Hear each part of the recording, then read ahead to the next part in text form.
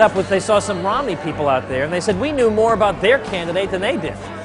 So I think our movement kind of encourages people who think and read and are knowledgeable and are interested in things and believe in something, rather than people who think, well, gee, which candidate is most likely to give me a spot on the gravy train?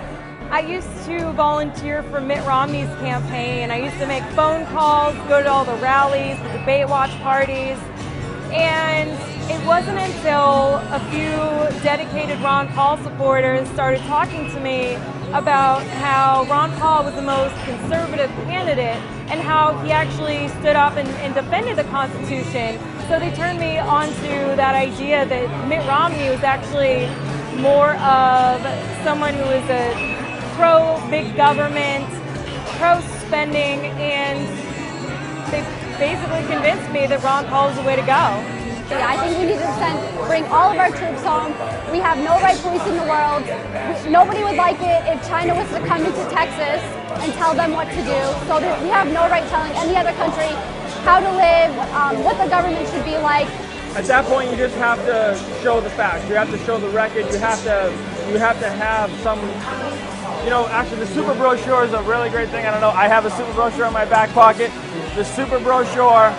You turn to this, you can literally just open this thing up, and anywhere in here, it'll give you a point to just basically knock down anything anyone says. I mean, why do you think that?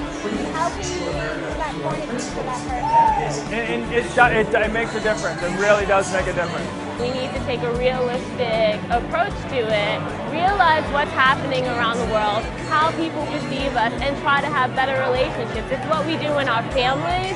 You know, you try to look at things honestly, figure out where you went wrong as well as where they went wrong, and then you change your behavior. And Ron Paul is talking about that. And I'm okay with taking a look at myself and saying, what am I doing wrong? And how can I make my relationships better with other people, even if they're not like me? I've always thought that my choices were Democrat or Republican, so I usually went for the Republican.